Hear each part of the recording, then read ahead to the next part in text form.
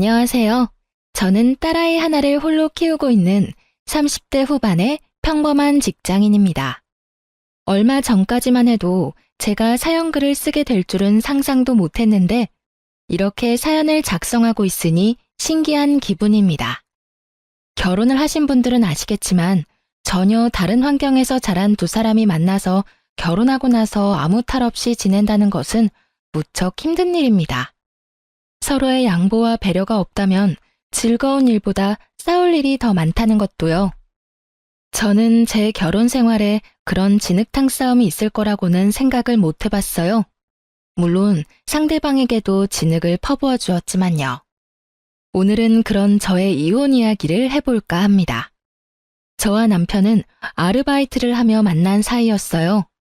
대학을 다닐 때 부모님 선물을 사거나 돈이 필요한 일들이 있을 때마다 저는 단기 아르바이트를 하곤 했어요. 남편과는 그 아르바이트를 하며 만났어요. 그 사람은 참 착한 사람이었어요. 함께 일하는데 저를 많이 도와줬거든요. 제가 감기에 걸려 힘들 때는 그 사람이 저 대신 일을 많이 해주기도 했고 눈치를 보며 쉴 수 있도록 도와주기도 했어요. 비록 제 취향의 남자는 아니었지만 점점 그 정성스러운 모습에 마음을 열게 되었습니다. 그 사람이 저에게 잘해준 이유는 제가 연약해 보여서였다고 하더군요.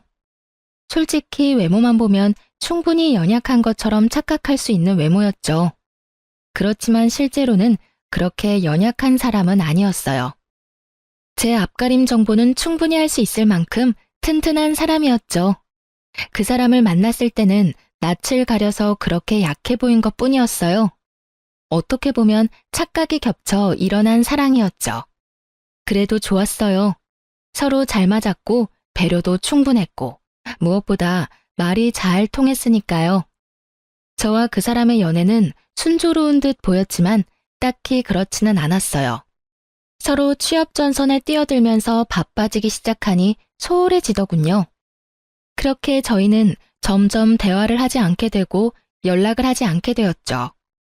그러나 취업에 성공하니 가장 먼저 생각나는 건 그 사람이었어요. 그때야 그런 생각을 했죠. 내가 이 사람을 참 좋아하는구나 하고요. 그리고 그 생각은 그 사람도 마찬가지였던 것 같았어요. 취업한 날 제게 연락이 왔었거든요. 그렇게 다시 이어진 우리는 결국 결혼까지 성공하게 됐어요.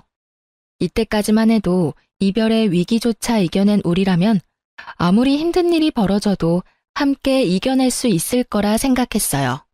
그 모든 게 착각이었다는 것도 모르고 말이죠. 취업에 성공한 다음 해에 우리는 상견례를 하게 됐어요. 시댁에서 제 얼굴을 보고 싶다고 했고 그렇게 방문했다가 나를 잡자는 이야기까지 나오게 된 거였어요. 시모는 제가 다니는 회사가 대기업이라 그런지 마음에 들었던 모양이었어요. 그러더니 결혼은 언제 할 거냐고 물었죠. 솔직히 저는 이 사람을 좋아한다고 생각했지만 구체적으로 결혼까지 생각하고 있던 건 아니었어요. 그럴 수밖에 없었죠. 취업한 지 얼마 되지도 않았으니 일하는 데 온 신경을 쏟고 있었으니까요. 그런데 시모는 아예 다른 생각을 하고 있더라고요. 조금이라도 어릴 때 결혼해야 애가 건강하지 않겠냐고 하더군요. 솔직히 처음에 듣고는 당황스러운 말이었어요. 하지만 나쁜 의도로 하신 말씀은 아니니 그렇겠네요 하고 단순하게 답하고 말았어요. 그런데 그 뒤로 남편은 결혼 이야기를 계속 꺼내기 시작했습니다. 만약 남편의 그런 모습이 싫고 부담스러웠다면 거절을 했을 거예요. 하지만 그러기엔 그 사람과의 인연이 저에게는 소중했고 저도 이 사람과 헤어지고 싶지 않았으니까요. 어떻게 보면 선택지 위에 놓여 있었던 것 같아요. 이 사람과 함께 있기 위해 결혼을 하느냐, 결혼을 하지 않고 이 사람을 놓아줘야 하느냐. 저는 당연히 결혼을 하기로 원했죠. 결국 남들보다는 조금 이른 결혼을 하게 되었어요. 신혼생활은 즐거웠고 그때는 시모도 저희에게 무척 잘해줬어요. 그런 저에게 먹구름이 드리운 것은 아이를 낳고 난 뒤였어요. 태어난 것은 예쁜 딸이었죠. 그런데 산부인과를 찾아온 시모의 표정이 그리 좋지 않았어요. 옛날에는 딸 낳고는 미역국도 못 얻어먹은 거 알지? 첫째가 아들이 될 거라고 생각했는데 딸이라니. 이렇게 된 거 둘째 빨리 가지도록 노력하거라. 딸은 시집 가면 끝이야. 필요도 없는 거 애지중지 끌어안고 키울 생각 말고 아들 낳을 생각부터 해. 알았지? 저는 그 말을 들으면서도 이상하게 제 딸을 향한 말이 아니라 저를 향한 말같이 들려서 굉장히 기분이 나빠졌어요. 어머님, 첫 손주예요. 그래도 한번 안아주세요. 됐다. 뭐 이쁘다고 안아줘. 집 재산 다 들고 나갈 도둑인데. 언젠가는 너도 내 말 다 알아들을 거다. 어쩌자고 첫째로 딸을 낳아서는 본인도 여자면서 딸을 낳았다면 며느리를 타박하는 시모가 요즘 세상에 있다는 것도 신기할 노릇이었어요. 그래도 옛날 사람이니 그러려니 했습니다. 이해하고자 노력은 했어요. 아들을 원했던 분이니 마음대로 되지 않아 속상하셨겠다고. 그렇게 좋게 생각하고 넘기려 했지만 그 뒤에도 시모는 손녀에 대한 거부감을 숨기지 않았어요. 그리고 그것은 고스란히 저에게 스트레스가 되어 돌아왔어요. 그리고 그 와중에 저는 집으로 날아온 남편의 카드 내역을 보고 깜짝 놀랐어요. 무려 1,000만 원에 가까운 카드론을 받아 쓴 내역이 있었거든요. 저는 너무 놀라 그날 저녁 집에 돌아온 남편에게 따졌어요. 도대체 이게 뭐야? 무슨 카드론을 이렇게 썼어? 800만 원? 도대체 당신이 그만한 돈이 왜 필요한데? 혹시 당신 두 집 살림 차렸니? 제가 카드 내역서 종이를 흔들며 추궁하자 남편 얼굴에 땀이 나며 사색이 되더군요. 그게 돈이 좀 필요했어. 그러니까 뭘 하는데 이렇게 돈이 필요한데. 말해봐. 당신 나한테 속이는 거 있어? 설마 혹시 당신도 코인해? 코인. 주변에서 해보라고 하는데 모아놓은 돈이 없어서 그걸로 시작한 거야. 미안해, 여보. 자기 미쳤어? 빚을 내서 코인을 하면 어떡해. 주식이나 코인은 여윳돈이 있을 때나 하는 거야. 그러다가 완전 쪽박 찬다고. 도대체 무슨 생각으로 이런 짓을 한 거야? 미안해, 여보. 돈 좀 벌면 우리 애들이랑 집에 도움이 될 것 같아서 그런 건데. 의도가 나쁜 건 아니었지만 방법이 나빴습니다. 차라리 자기가 저축한 돈으로 했다면 이렇게까지 화가 나지도 않았을 거예요. 이거 하나뿐이야? 다른 것도 다 가져와봐. 빨리. 제 말에도 어물쩍거리며 보여주기 싫어하던 남편을 보니 감이 딱 왔습니다. 다른 데서도 빌렸구나 하고 말이죠. 저는 분노를 감추지 못하고 꽥 소리를 질렀죠. 폰 당장 열어. 결국 핸드폰을 열어 카드회사 앱에 일일이 다 들어갔어요. 그리고 확인해보니 이미 두 군데서 돈을 또 빌렸더라고요. 두 군데는 주거래 카드라서 우편물이 집으로 오지 않게 되어 있었고, 이번에 우편물을 우연히 발견하게 된 건 우편물을 집으로 보내도록 잘못 체크해서 온 거였어요. 우연이 아니었으면 발견하지도 못했을 일에 저는 흥분해서 말했어요. 지금 내가 보는 게 맞아? 어떻게 세 군데서 돈을 3,000만 원 가까이 빌릴 수가 있어. 그것도 코인을 하려고. 아무리 돈을 많이 벌어도 갚아야 될 돈이야. 당신 도대체 어쩌려고 이런 짓을 한 거야? 저는 부들부들 떨리는 몸으로 남편을 쳐다보며 화냈어요. 노발대발이라는 말 그대로 온몸으로 화를 냈죠. 여보, 미안해. 한 번만 용서해줘. 앞으로는 절대로 이런 짓 안 할게, 응? 당신이 원하면 각서까지 쓸 테니까 제발 한 번만 봐줘. 당신 이거 어떻게 다 갚을 생각이었어? 각서 쓴다고 무슨 일이 해결되는데? 이미 빌린 돈이 각서 쓴다고 돌아와? 그럼 어떻게 해야 할까? 난감한 듯 저를 보며 묻는 남편을 보니 화가 머리 끝까지 났어요. 그걸 왜 저한테 묻나요? 자기가 알아서 해야 하는데. 월급 명세서 앞으로 무조건 나한테 줘. 그리고 월급 통장도. 여보, 그치만 나도 돈을 써야 할 때도 있고.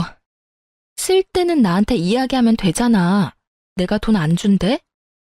당신 카드빚하고 필요한 몇 가지 돈 나가는 거 확인하고 나머지는 생활비랑 용돈으로 나눠서 당신한테 줄 거야. 그거 가지고도 모자라면 나한테 이야기해. 그럼 확인해보고 줄 테니까. 남편은 제 말에 뭔가 대꾸하고 싶은 모양이었지만 결국 아무 말 없이 통장을 줬습니다. 제가 남편 카드나 통장을 관리한 이후부터 남편은 더 이상 카드론이나 대출은 받지 않았습니다. 코인을 하는 것 같지도 않아 보였고요.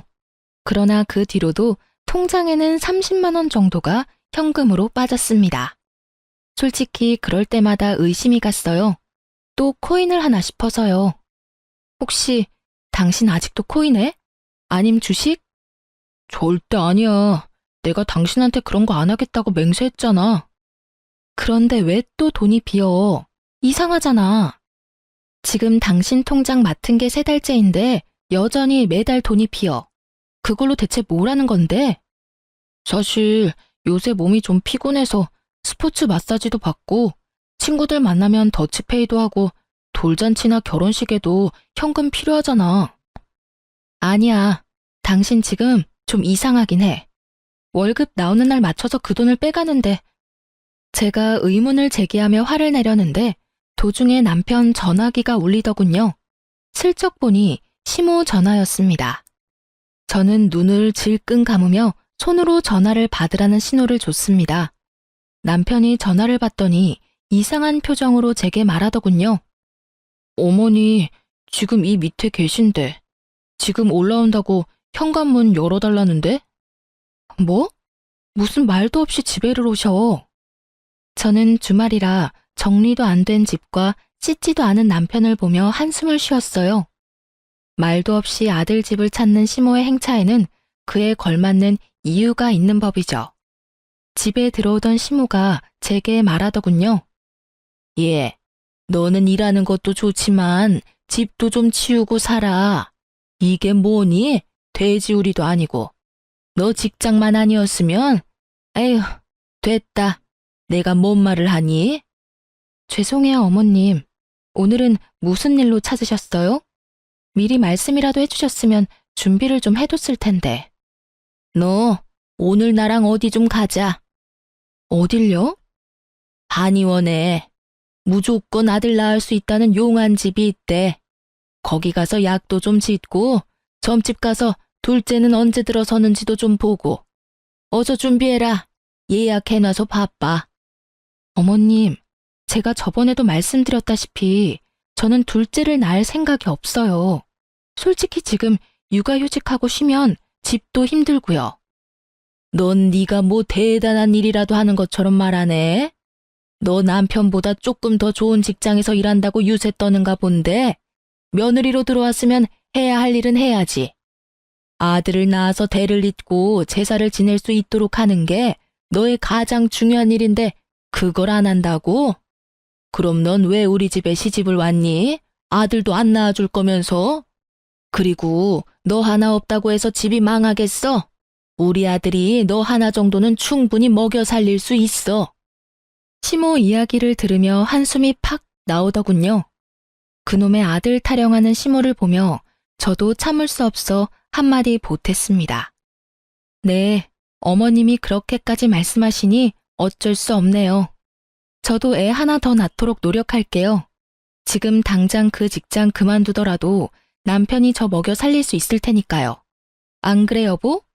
제 말에 남편은 얼굴이 하얗게 질려서 눈도 못 마주치더라고요. 여보, 애를 낳는 거지 직장을 그만두는 건 아니지? 어차피 육아휴직하면 돈 적게 받는데 직장 그만두는 거랑 뭐가 달라? 당신이 책임지면 되잖아. 나랑 우리 딸. 어머님이 매번 내조하라고 하시는 것도 신경 쓰였고 내가 일 그만두고 당신 내조할 테니까 당신은 돈만 벌어와. 그래도 잘하던 일 그만두는 것도 아깝고 둘째는 나도 그렇게 크게 생각은 없는데. 남편은 필사적으로 저의 임신과 퇴직을 막더군요. 그럴 수밖에요. 남편 본인도 빚 갚느라 헉헉대는데 말이죠. 그게 무슨 소리야? 아들이 꼭 있어야지. 넌 왜 갑자기 네 마누라 편을 들어? 엄마, 그게... 어머님 아직 모르시나 보네요. 남편 카드빚이 거의 3천만 원이라 그거 갚느라 지금 힘들거든요. 그래서 지금 당장 저 일 그만두고 애 가지면 저희 생계가 많이 힘들거든요. 그래서 그런 거니까 이해하세요. 그래도 가장인데 투잡이라도 뛰면서 저희 부양하려고 노력하지 않을까요? 그 말에 시모가 기가 찬다는 얼굴로 남편을 쳐다보았어요. 남편이 시모의 도끼 어린 눈빛을 피하는 걸 보고 속이 시원했죠. 이제는 시모가 내게 애를 가지라고 말하지는 않겠구나 싶었어요. 제 예상대로 시모는 제게 아무 말도 안 하고 남편을 향해 있는 대로 욕설을 퍼붓더군요. 너 우리 집안의 아들이 얼마나 귀한 줄 몰라? 네가 이런 못난 짓만 안 했어도 지금 손주가 태어났을지도 모른다고. 어휴, 이 멍청한 거사. 도대체 그 돈을 다 어디다 썼어? 남편은 시모의 욕설을 고스란히 받으면서도 변명 한마디 하지 않더군요. 앞으로 그럴 일 없어요. 와이프한테 통장 다 잡혔으니까. 그리고 앞으로 둘째 이야기 좀 그만하세요. 잘 해결되겠죠. 그러니까 이제 가세요. 그러면서 남편은 시모를 쫓아냈어요. 그리고 남편 자신도 밖으로 나가버렸어요. 시모는 그 뒤로 제게 둘째를 가지라는 말은 입 밖에도 꺼내지 않았어요. 그러려면 못난 아들이 벌인 일을 들춰야 하니 입 밖에도 내지 않더군요. 둘째라니, 이 와중에 둘째가 가당키나 한가요? 그렇게 저는 평화를 찾았습니다. 그러나 그 평화는 한 달도 되지 않아 깨져버렸어요. 하루는 시모가 저를 시댁으로 불렀어요. 줄 게 있으니 오라는 말에 시댁으로 향했어요. 시모가 준비한 것은 한약이었습니다. 저번에 말한 그 한의원에 가서 지어온 것이었어요. 시모는 그 뒤로 애를 가지라는 말을 한 번도 꺼내지 않았는데 그 약을 준비하고 저를 기다리고 있더군요.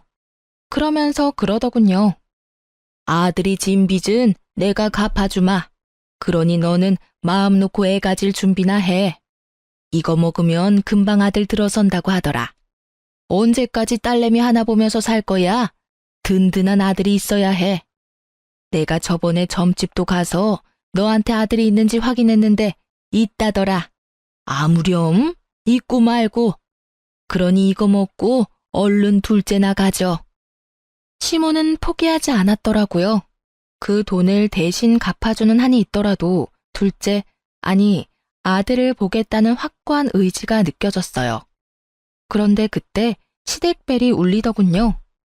문을 열어보니 남편과 웬 여자, 그리고 어린 남자아이였어요. 그때부터 저에게 지옥이 펼쳐졌어요.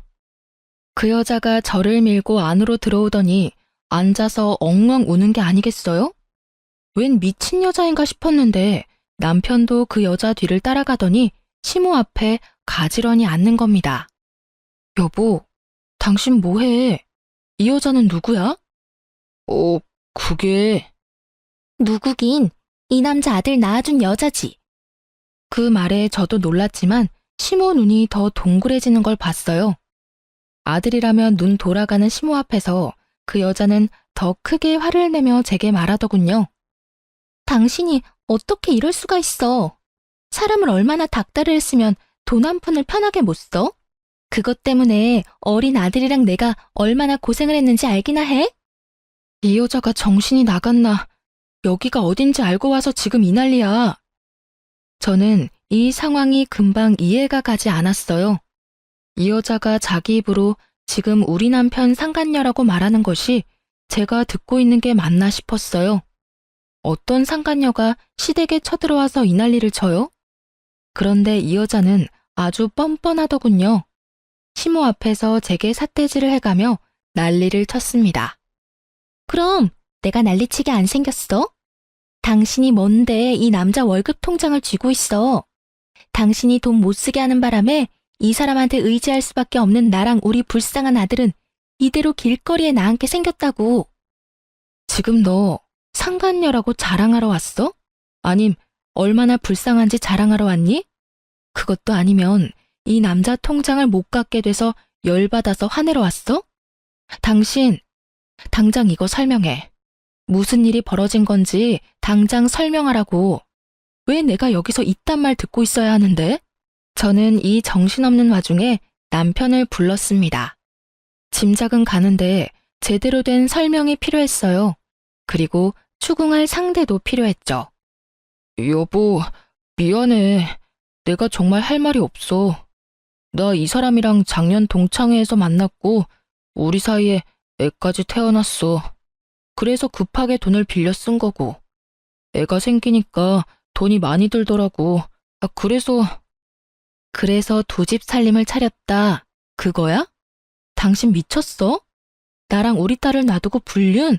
아니, 그것도 화가 나서 팔짝 뛸 일인데 이 여자는 여기에 왜 데리고 왔는데 밖에서 해결을 봤어야지.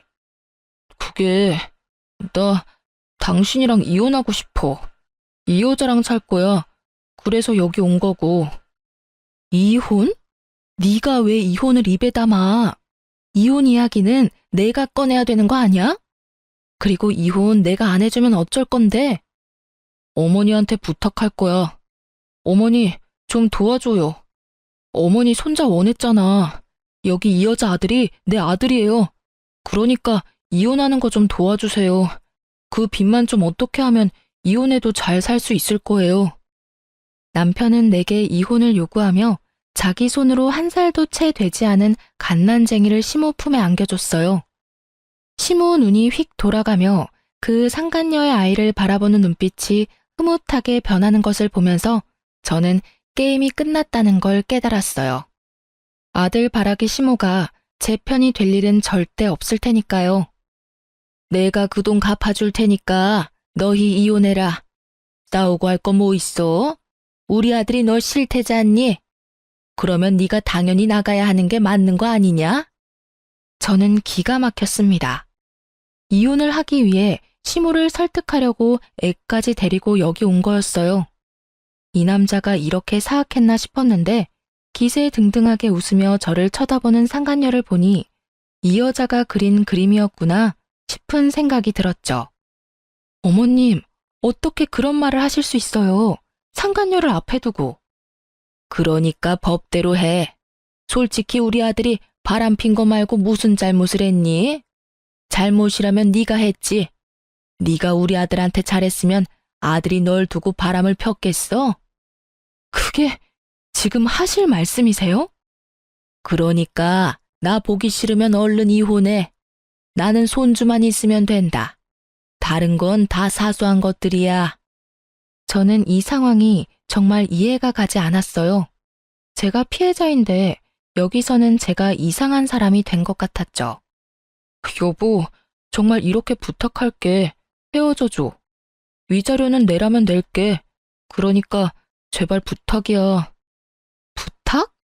나 이혼녀 만들고 우리 딸 아빠 없는 자식 만드는 것도 부탁이라고 하는 거니? 어떻게 당신이 나한테 이럴 수가 있어? 당신은 능력 있잖아. 좋은 직장도 있고 능력도 있고 다 잘하니까 괜찮잖아. 그런데 이 사람은 안 돼. 나 없으면 안 되는 사람이야. 그러니까 당신이 나랑 헤어져 줘. 어? 제 남편은 아주 단순한 사람이었습니다. 그 여자가 징징대며 못 살겠다고 하는 말을 곧이곧대로 믿고 자신이 지켜줘야 할 여자라고 생각한 모양이었어요. 그 사람의 여자 취향이었죠.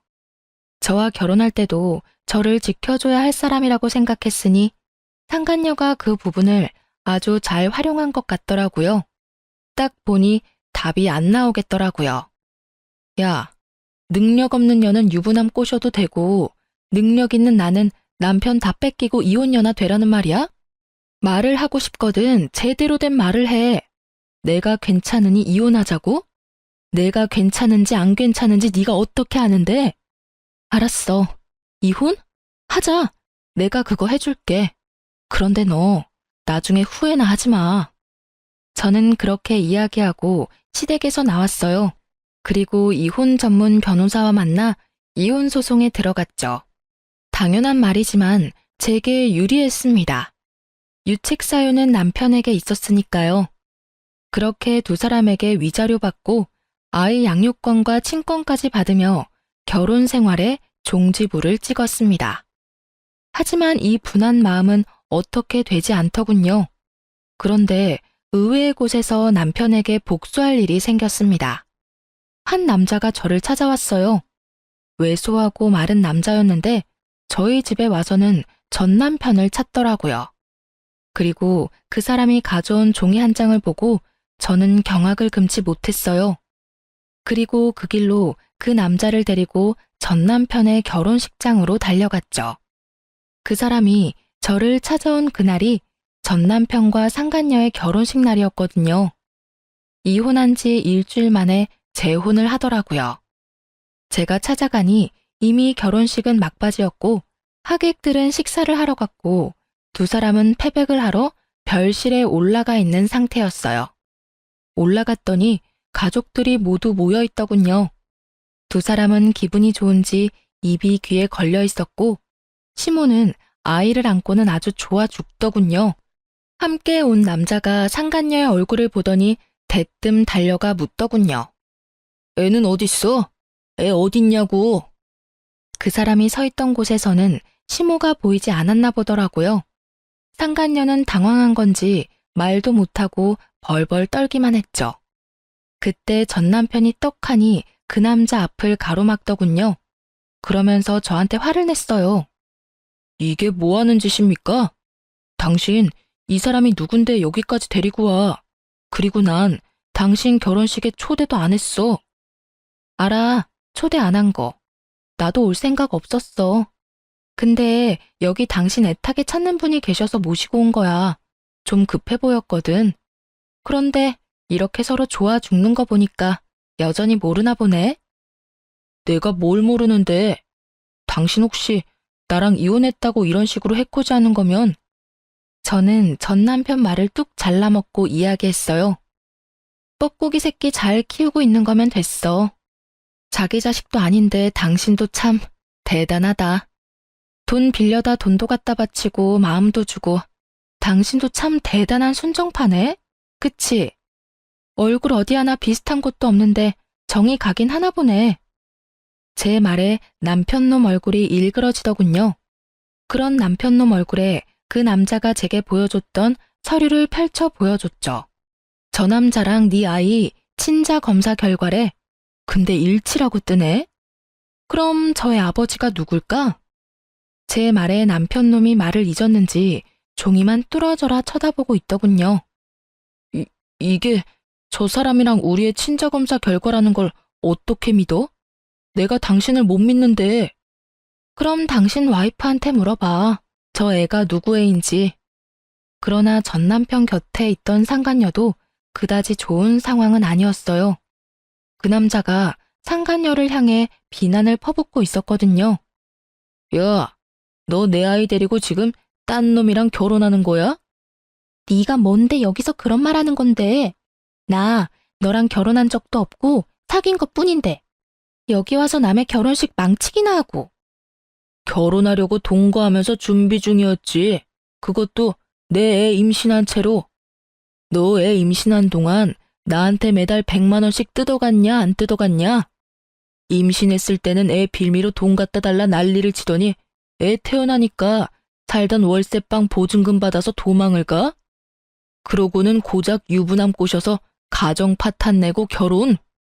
그래, 네가 무슨 정신 나간 짓을 하든 상관없는데 애랑 돈은 돌려줘야지. 우리 어머니가 그 애를 얼마나 기다렸는지 알기나 해? 네가 뭐 착각하나 본데 내 아이 당신 자식 아니야. 내가 그런 것도 안 알아보고 여기까지 왔는 줄 알아? 잔말 말고 애 내놔. 그리고 그 애한테 쓰겠다면서 나한테서 뜯어간 돈 2천만 원이랑 월세 보증금도 다 돌려내. 너 돈 안 돌려주면 경찰에 사기죄로 신고해버릴 거니까. 상간녀와 상간녀의 남친은 아주 박터지게 싸우더군요. 두 사람의 싸움에 근처 친척들 시선이 몰린 건 당연한 거였고요. 시모는 얼굴이 완전 흑색이 돼서는 이 상황이 뭔지 파악하려고 애쓰는 것처럼 보였어요. 어머님, 기분이 많이 안 좋으시겠네요. 그렇게 애지중지 안고 빨고 하던 손자가 어머님 친손자가 아니라니 말이에요. 이게 다 뭐야? 너, 네가 벌인 일이지? 네가 우리한테 복수하려고 그런 거지? 어머님도 참 너무하시네요. 제가 이렇게 친절히 그 애가 남편 아들이 아닌 사실을 알려드리고 있는데 할 말이 그것뿐이에요. 못 믿겠으면 친자 검사해보세요. 그런데 한 가지만 말씀드릴게요.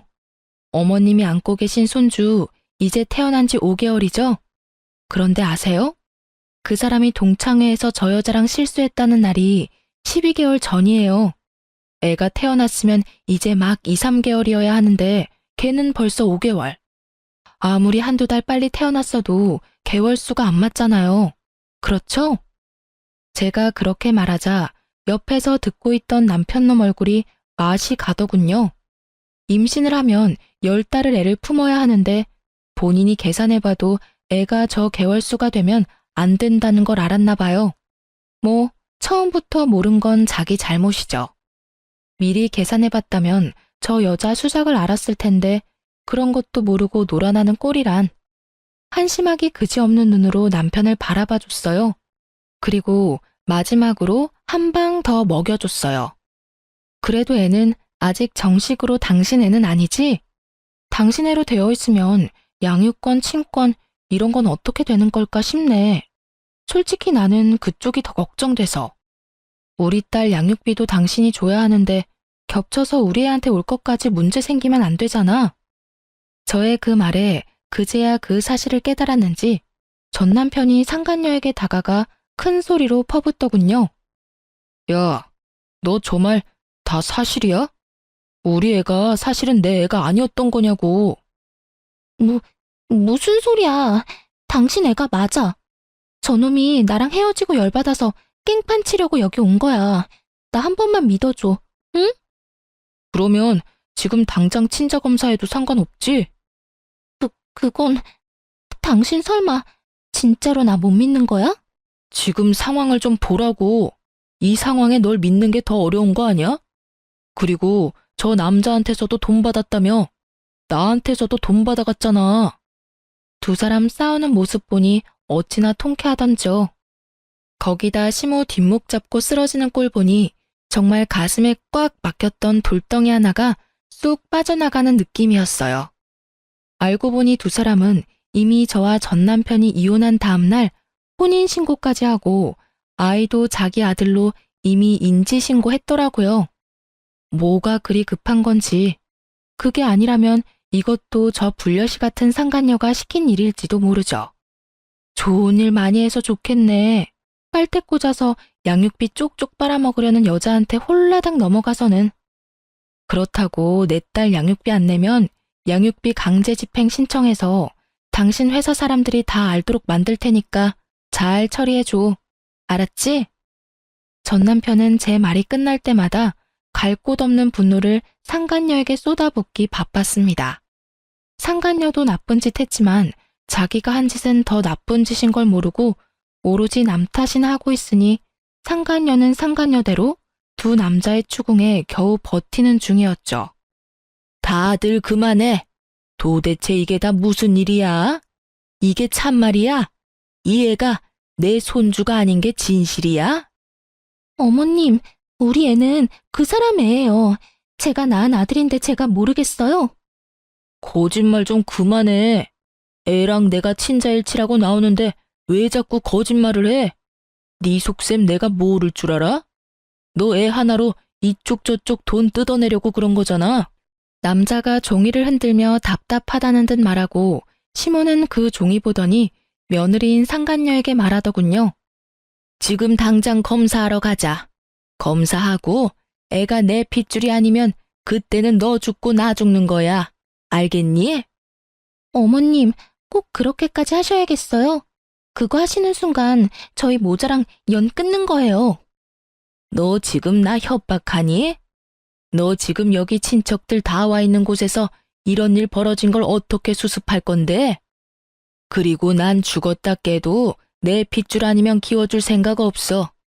이 애가 내 핏줄이 아니라면 차라리 딸 낳은 전 며느리한테 찾아가 둘째 낳아달라고 비는 게 훨씬 낫겠다.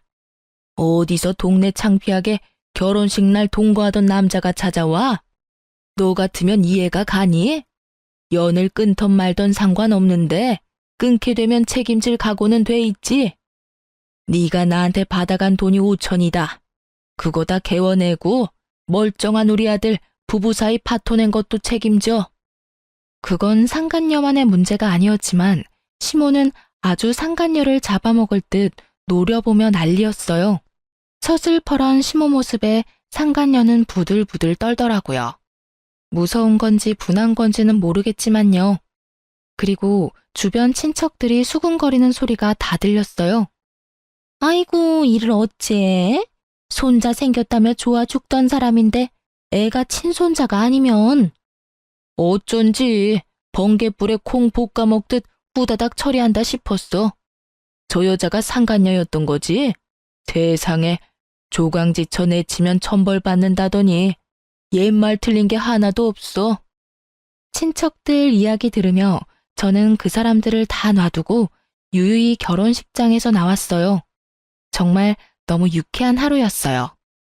그날 아침에만 해도 최악의 하루라고 생각하고 있었는데 말이죠. 상간녀 전남친의 등장으로 일이 이렇게 될 줄이야. 전남편 친구 와이프로부터 전해 들은 말에 의하면 그 상간녀가 결국 친자 검사를 했는데 확실히 전남편 애가 아닌 걸로 나왔다고 해요. 그것 때문에 한바탕 총극도 펼쳐졌다고 하더군요. 여태껏 가져간 돈 달라는 전남편 말에 상간녀가 함께 살면서 갚겠다는 어이없는 말을 했다고 하더라고요. 전남편이 어이없어서 재혼 없던 일로 하자고 인연 끊자고 했다가 상간녀가 울고불고 매달리며 버리지만은 말라고 했다더군요. 게다가 상간녀는 전남편 회사 찾아와서 용서해 달라면서 그 앞에서 소리 지르고 난동을 피웠대요. 조용히 사라져도 모자랄 판에 회사에까지 와서 직원들 다 알도록 소란 피우는 바람에 전남편은 혼이 쏙 빠졌다고 하더군요. 여리여리한 여자를 지켜주고 싶었던 전남편은 결국 여리함을 가장한 꽃뱀에게 홀라당 다 뜯어먹히고 마음까지 뜯겨서 좌절했다고 하니 이래서 사람은 죄 짓고는 못 살아요. 그렇게 두 사람이 결혼식 치르자마자 이혼한 이야기를 들었죠. 그 뒤로는 어떻게 된 건지 듣지 못했어요. 그렇게 저와 이 사람들의 악연은 모두 정리했어요. 남은 것이라고는 아이가 성인이 될 때까지 받아야 하는 양육비라고 생각했죠. 그렇지만 저도 이혼 후 쉽게만 지낸 건 아니에요. 아이를 위해서 좀 더 시간이 자유롭고 덜 힘든 곳으로 직장을 옮기게 됐거든요. 고맙게도 추천받아 이직을 했기에 직급은 그대로 유지하며 일할 수 있었어요. 그런데 그 직장에서 악연의 흔적을 만나게 될 줄이야. 바로 전 남편과 딱 마주친 거 있죠? 직장 상사와 부하 관계로요. 솔직히 전 남편이 그 회사를 그만둘 거라고는 생각도 못했기에 당시 마주쳤을 때는 너무 놀랐어요. 그렇게 한 달 정도 불쾌한 상황이 이어지다가 회식 자리가 생겼어요. 그런데 한 여직원이 저한테 묻더군요. 대리님, 애가 아직 어리죠? 혹시 남편분이 많이 도와줘요? 어? 아, 나 혼자 된 지 1년 됐어. 전 남편이랑 이혼했거든. 어머, 죄송해요. 그런 줄도 모르고. 괜찮아. 그럴 수도 있지. 솔직히 전 남편이 상간녀랑 바람나서 혼외자 만들고 이혼한 거라서 차라리 없는 게 낫다 싶어. 그래서 대리님이 이혼하자 한 거군요. 잘했어요. 그딴 인간 뭐 좋다고 끌어안아요? 그냥 내다 버리는 게 답이에요. 아니, 그 사람이 이혼해달라 하더라고. 상간녀는 너무 여리고 착해서 자기가 지켜줘야 한다나 뭐라나? 제 말에 여직원이 벙찐 얼굴로 갑자기 화를 막 내더군요. 뭐라고요? 우와, 세상에 진짜 미친 쓰레기 같은 인간이 있긴 있네요. 어떻게 바람핀 주제에 이혼을 요구해? 진짜 그걸 가만히 뒀어요? 저 같으면 그 자리에서 머리끄댕이라도 잡았을 건데. 그러게나 말이야. 그런데 더 웃긴 거 이야기해 줄까? 나랑 이혼하고 전 남편이 그 상간녀랑 결혼하는 날, 상간녀랑 동거했던 남친이 결혼식장에 와서 애랑 돈 내놓으라고 난리였거든. 애를?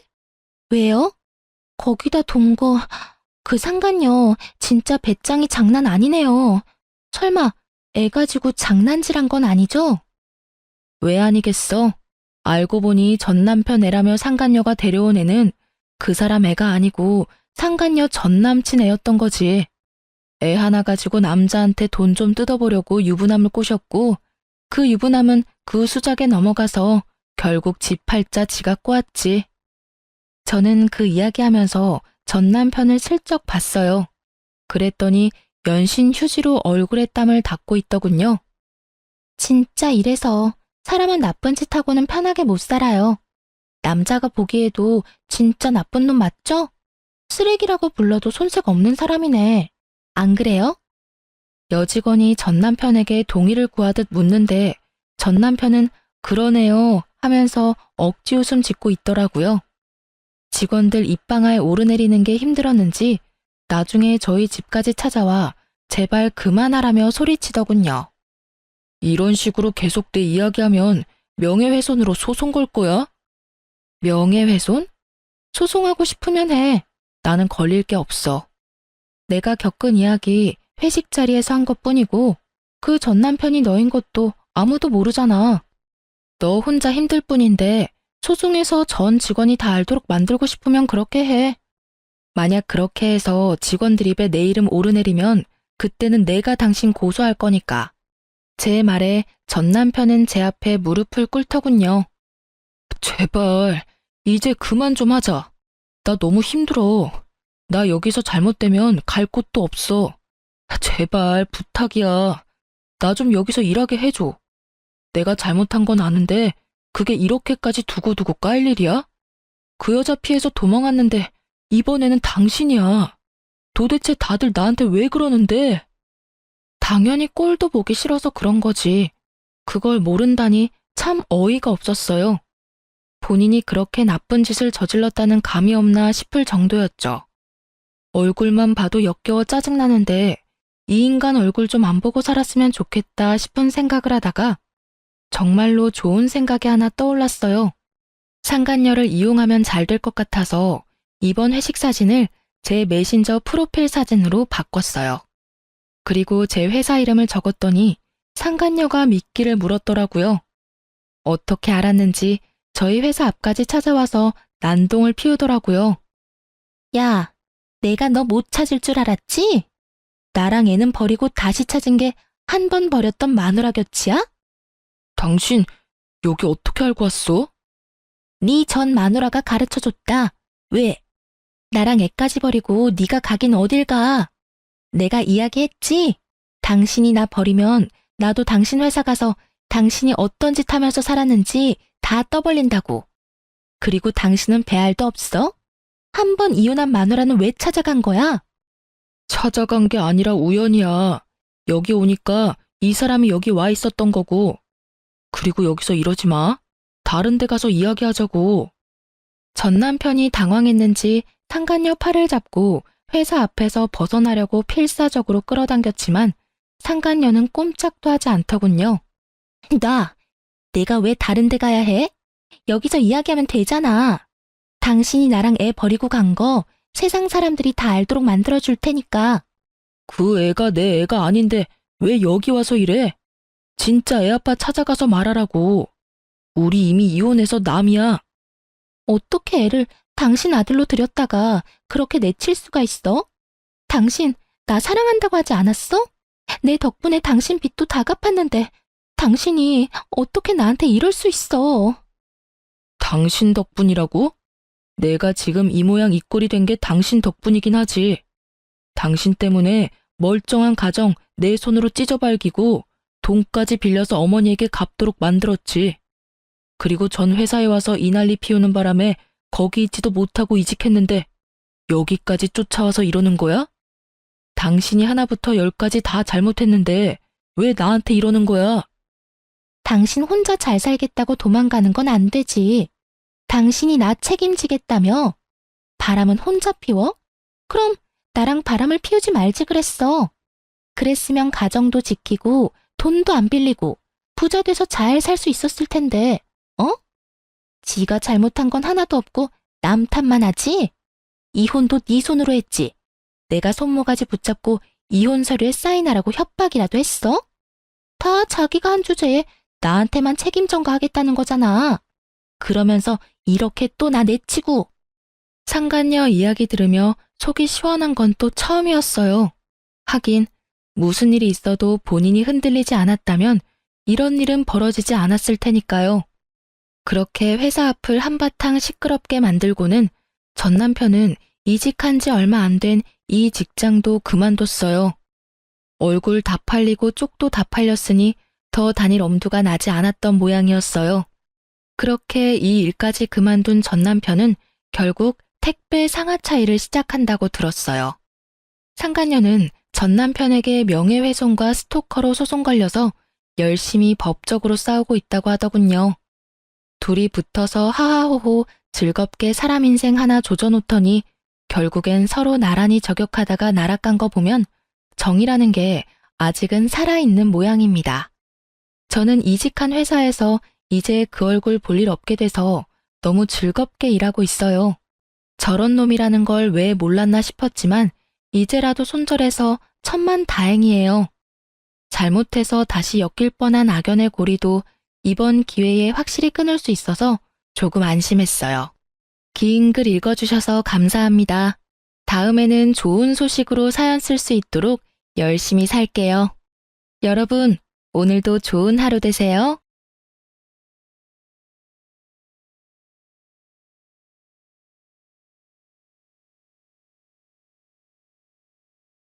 안녕하세요.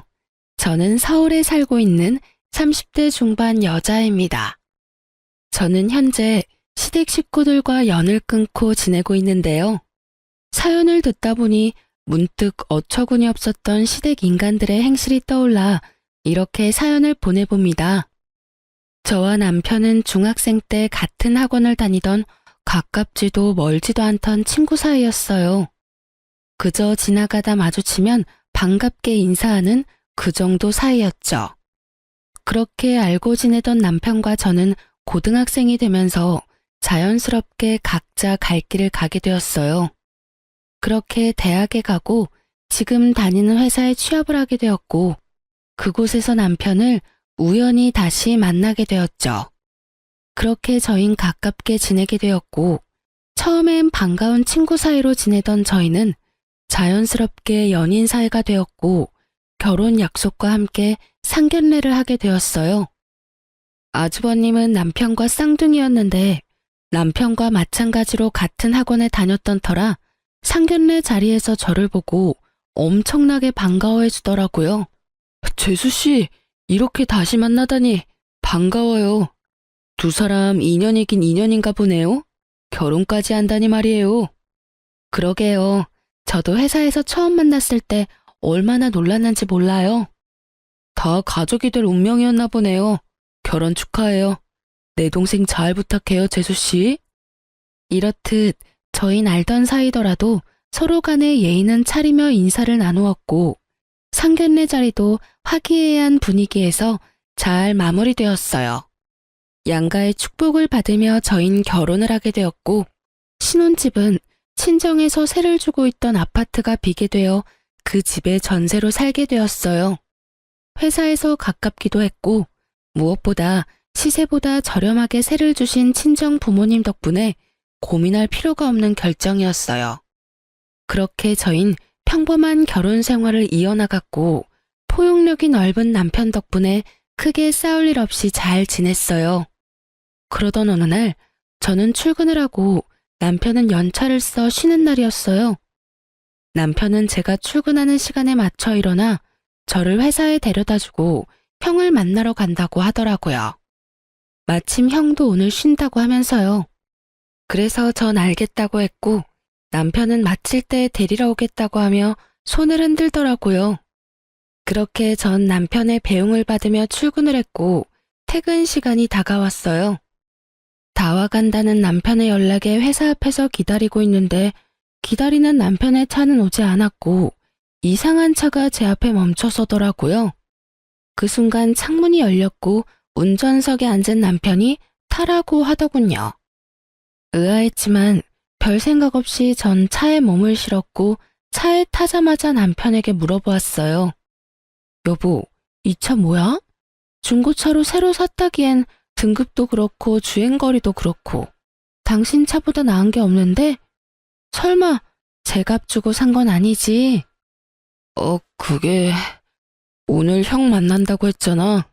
거의 반 강제로 바꿨어. 형 차랑. 이거 형 차야. 뭐? 왜? 몰라. 바꿔달라고 계속 그러잖아.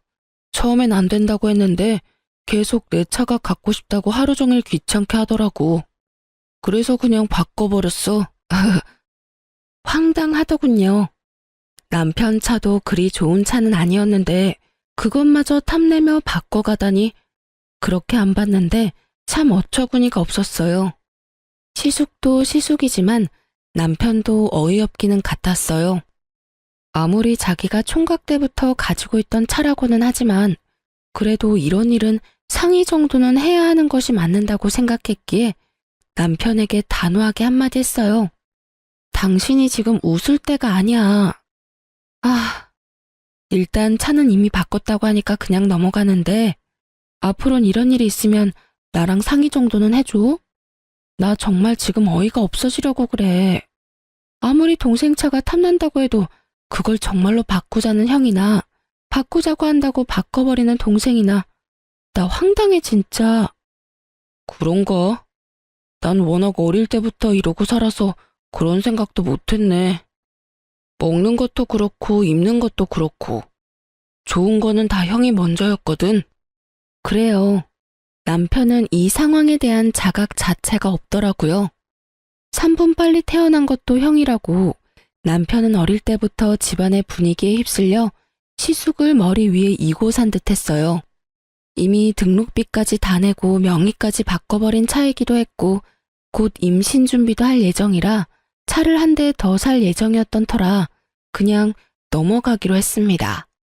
대신 전 남편에게 정신교육을 하기 시작했어요.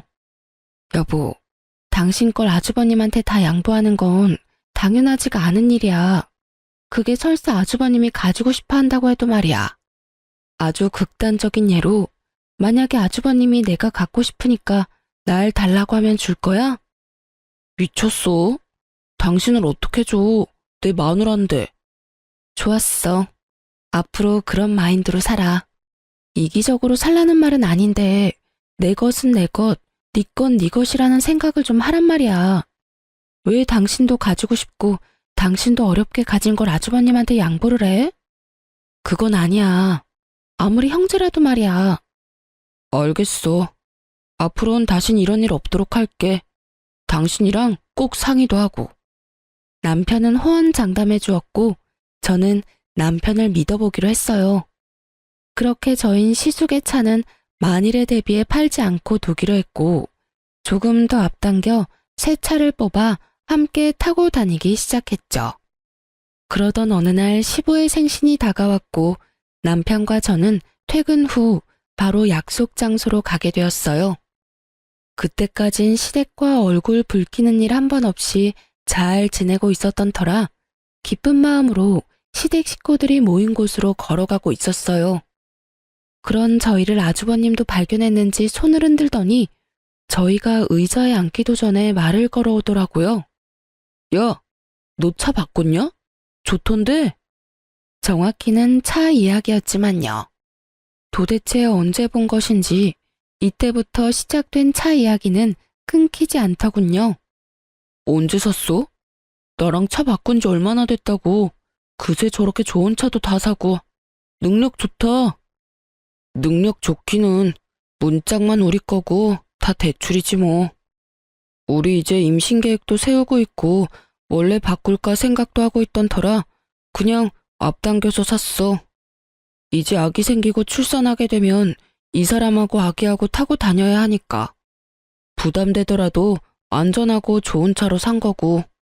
이렇게 말한 남편은 더는 차 이야기가 하고 싶지 않다는 듯 티가 나게 시부에게 말을 걸며 말을 돌려버렸지만 시숙은 그런 남편에게 끈질기게 차에 대해서 물어보더라고요.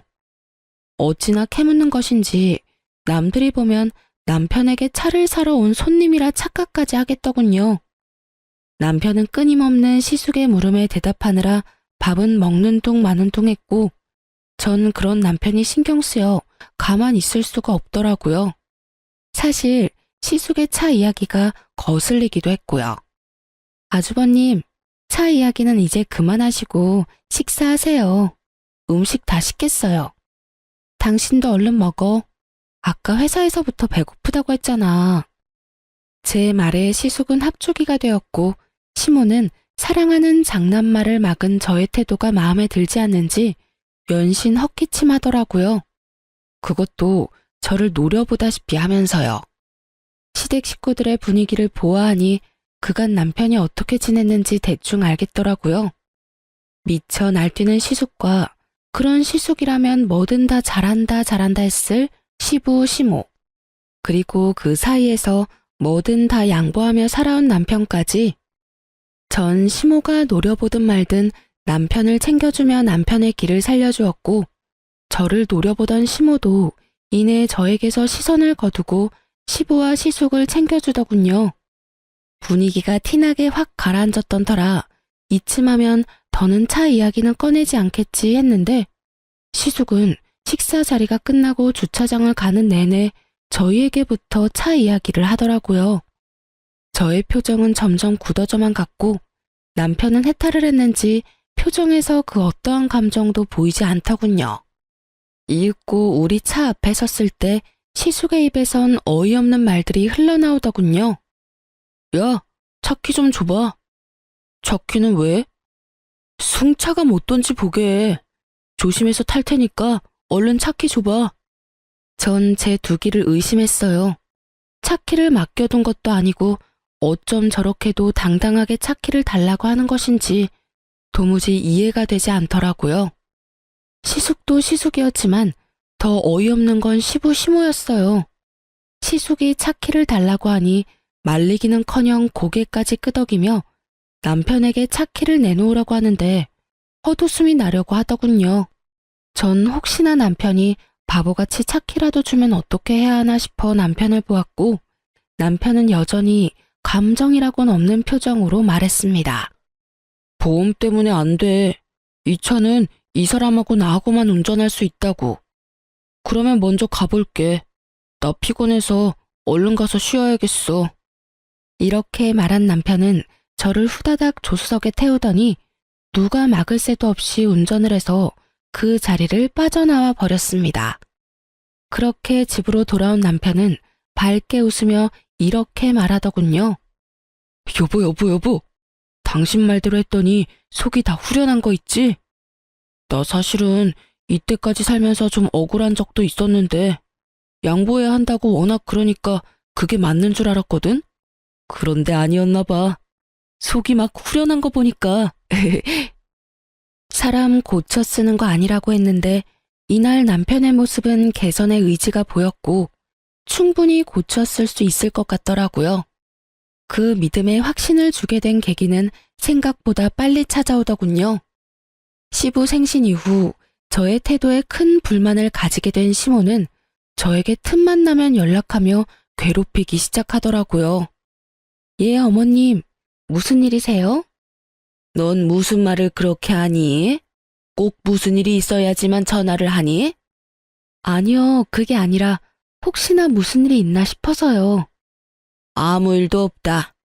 네가 생전 나한테 먼저 전화하는 일이 없으니 나라도 먼저 해야 하지 않겠니? 이렇게라도 하지 않으면 며느리 목소리도 있겠어. 어제도 그제도 저에게 전화해 30분이 넘는 시간 동안 잔소리를 한 것은 기억도 나지 않는 것인지 이런 식으로 말도 안 되는 트집을 잡아대기 시작하는데 미칠 지경이더라고요. 이 고난은 또 어떻게 헤쳐나가야 하나 고민이 깊어지던 어느 날 남편과 회사에서 이야기를 나누고 있는데 또 시모에게서 전화가 왔고 저의 표정은 점점 굳어져만 갔어요. 그 순간 남편은 묻지도 따지지도 않고 제 휴대전화를 가지고 가더니 전화를 대신 받더군요. 엄마, 집사람 회의 들어갔어. 무슨 일 있어? 아, 그냥 했다고? 난 또 회사 있을 시간인 거 엄마도 뻔히 알 건데 전화 오길래 무슨 급한 일 있는가 싶어서 대신 받았더니 엄마, 앞으로는 급한 일이나 할 말 있으면 나한테 전화해. 집사람 요즘 회사에서 중요한 일 맡게 돼서 바빠. 알겠지? 그럼 끊어, 엄마. 이러고 전화를 끊어버리는데 통쾌한 건 둘째치고 얼마나 든든했나 몰라요. 이렇게까지 제 편이 되어줄 거라곤 생각도 못했는데 시댁 복은 없었어도 남편 복은 있다는 생각이 들며 참 고맙더라고요. 그렇게 시모에게선 더는 연락이 오지 않았고 평범한 하루하루를 보내고 있었어요. 그러던 어느 날 시숙의 결혼 소식이 들려오며 상견례 날짜가 정해졌다며 집으로 오라고 하더군요. 날짜 정도는 전화로 말해주면 될 텐데 굳이 집으로 오라고 하니 조금 의아한 마음도 있긴 했지만 생각해보니 얼굴 뵌 지도 오래된 것 같아 좋은 마음으로 겸사겸사 시댁으로 가기로 했어요. 남편과 저는 함께 퇴근하고 시댁으로 향했고 시댁에 도착하니 왜인지 모르게 분위기가 무겁더라고요. 원래라면 너스레를 떨며 장난을 걸어와야 하는 시숙이 조용한 것도 그렇고 묘하게 제 눈치를 살피는 시부 시모도 그렇고요. 남편은 무언가 알지 않을까 하는 마음에 남편의 눈치를 살피니 남편 역시 아무것도 모르는 눈치더라고요. 그렇게 식사는 시작되었고 밥이 입으로 들어가는 것인지 코로 들어가는 것인지 알 수 없는 그야말로 체할 것만 같은 식사 자리가 계속되고 있었어요. 도대체 무슨 이야기를 하려고 그리도 눈알들을 바삐도 움직이는지 알 순 없었지만 곤란한 부탁인 건 분명한 것 같아 전 애써 모르는 척하고 있으니 답답했던 시모가 운을 띄우기 시작하더군요. 이야기 들었지? 우리 장남이 드디어 결혼을 한다는구나. 상견례는 이번 달 마지막 주말에 하기로 했어. 그래요? 그러면 그날 시간 비워둘게요. 그나저나 좋으시겠어요, 어머님. 늘 아주버님 걱정하셨는데 이제 그 걱정은 안 하셔도 되겠네요? 그 걱정은 덜었는데 다른 걱정이 생겼지 뭐니. 어휴. 왜요? 무슨 일 있으세요? 그게 마땅한 집이 없지 뭐니. 집이 마음에 들면 돈이 없고 돈에 맞추니 집이 형편없고 그래서 요즘 고민이 깊어. 아, 그래서 다들 표정이 안 좋으셨구나. 그렇지 않아도 친구들 보니까 집 구할 때 다들 고민 많이 하더라고요. 한두 푼짜리도 아니고 급하게 생각하지 마시고 아직 시간 있으니까 천천히 알아보세요. 잘 알아보면 괜찮은 집도 꽤 있을 거예요. 그렇겠지? 그런데 너희 집은 어떠니? 살기가 괜찮니? 이때부터 무언가 이상함을 감지하기 시작했던 것 같아요. 시모하는 꼴이 꼭 시숙이 차 물어오던 꼴과 같아도 너무 똑같았으니까요. 그래도 설마 저희도 전세로 사는 집인데 눈독을 들이는 걸까 하는 생각이 들었고 그저 저희 아파트에 매물이 났는가 보다 하고 생각했어요. 그래서 전 최대한 솔직하게 말했습니다. 신축은 아니긴 하지만 주변에 상가들도 많고 교통편도 좋아요. 무엇보다 회사가 가까워서 저흰 만족하면서 살고 있어요. 제가 이렇게 말하자 시모는 갑자기 제 손을 꽉 잡고 눈을 반짝이며 속내를 드러내기 시작하더군요. 아가, 그래서 하는 말인데 그 집 우리 장남이 좀 살면 안 되겠니? 너희가 살고 있는 그 집 우리 장남한테 좀 양보해 주렴. 네? 그게 무슨 말이세요? 말 그대로야. 너희가 사는 집 우리 장남한테 좀 주렴. 어차피 그 집 너희 친정 집이라고 했잖니. 네 친정의 자식이라고는 너 하나뿐이니 지금은 전세로 새들어 살고 있어도 언젠가는 다 네 것이잖니. 그러니 친정에다가 말 좀 잘해서 일찍 물려달라고 하고 그 집 물려받으면 네 신랑 명의로 해놓으렴. 그때부턴 우리가 다 알아서 하마. 아, 중간에 드는 세금은 우리가 다 알아서 할 테니 그건 걱정도 하지 마라. 우리도 그 정도 생각은 다 하고 있어.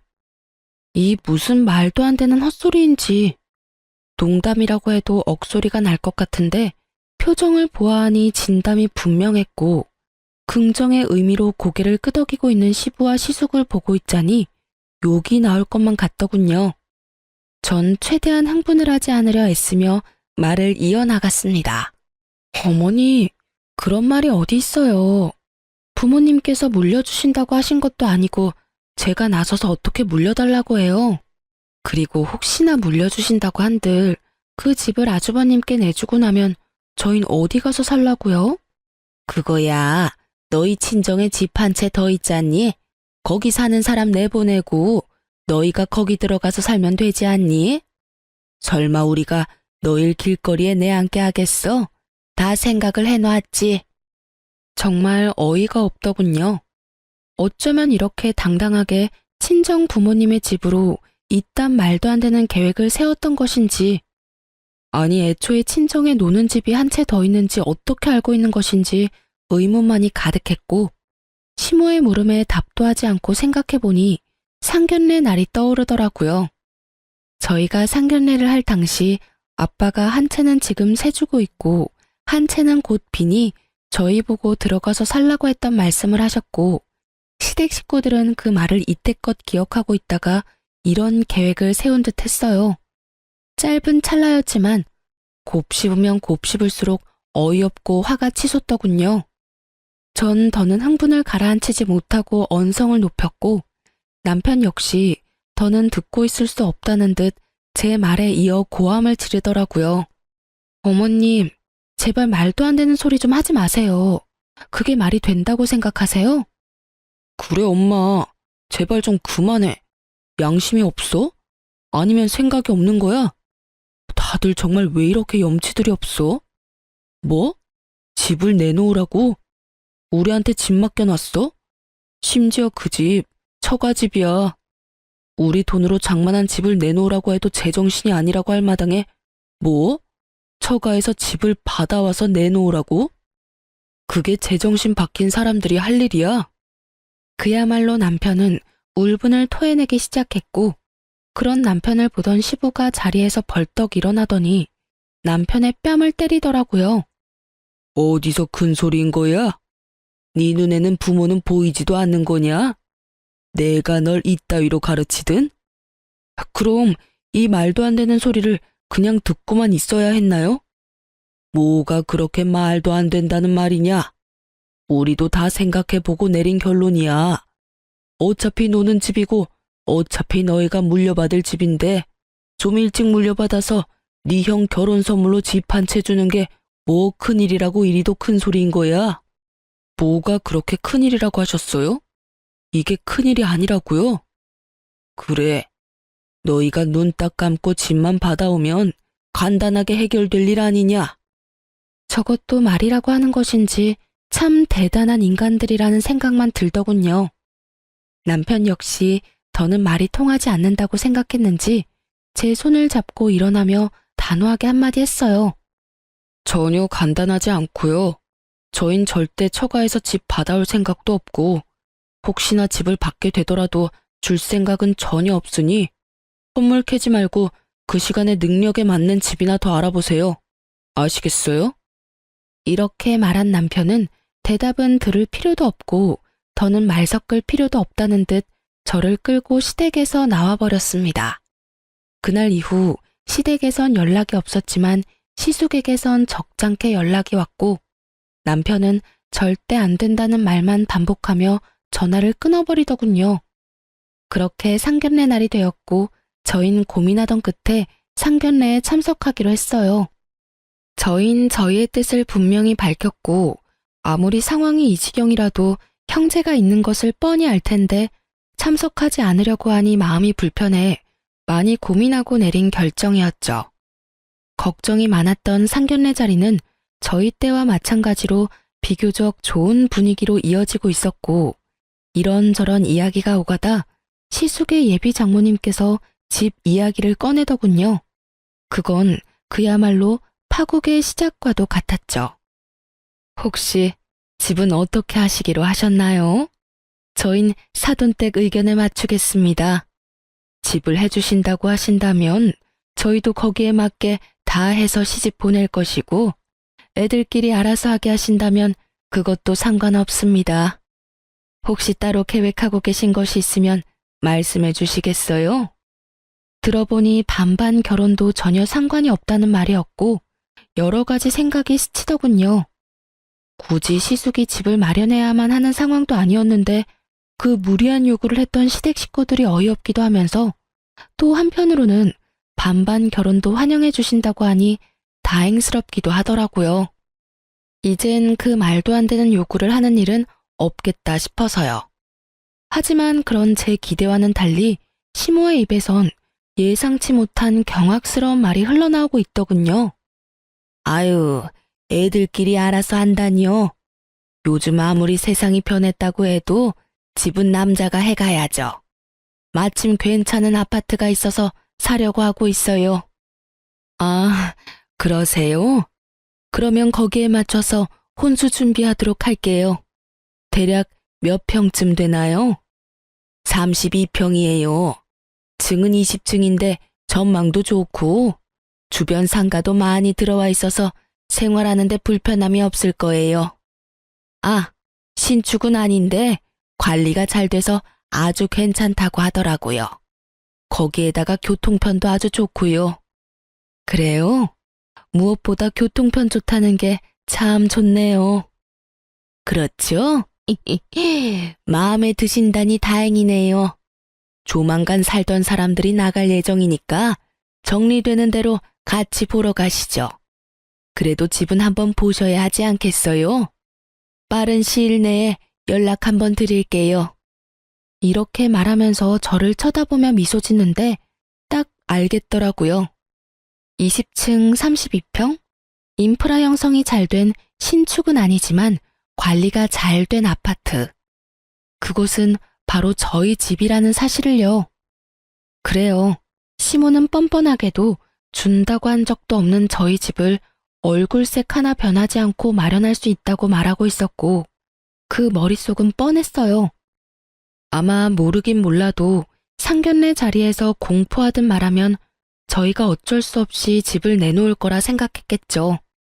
그 얼마나 어이없고 멍청하게 짝이 없는 생각인 줄도 모르고요. 아니, 친정 부모님 집이 제 집도 아니고 저희가 마련한 저희 명의의 집도 아닌데 어쩌면 그런 생각을 할 수가 있는지 참 황당하더라고요. 신보도 참 날강도 신보보다 더하면 더했지 모자라진 않아 보이더군요. 시댁에서와 마찬가지로 시부 시숙의 표정은 평온하기 그지없음으로써 이 말도 안 되는 생각과 같다는 뜻을 표하고 있었고 저와 남편의 표정은 점점 굳어져 가고 있었어요. 전 상견례 자리고 나발이고 더는 참을 수가 없었고 시모에게 마지막으로 확인하기로 했어요.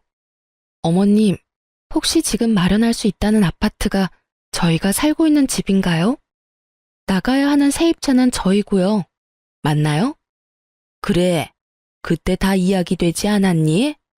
우린 충분히 다 설명했다고 생각하는데 할 말 있거든 집에 가서 이야기하자꾸나. 오늘이 어떤 날인지 모르니? 일단 상견례 자리부터 마무리하고 그때 이야기해. 알겠니?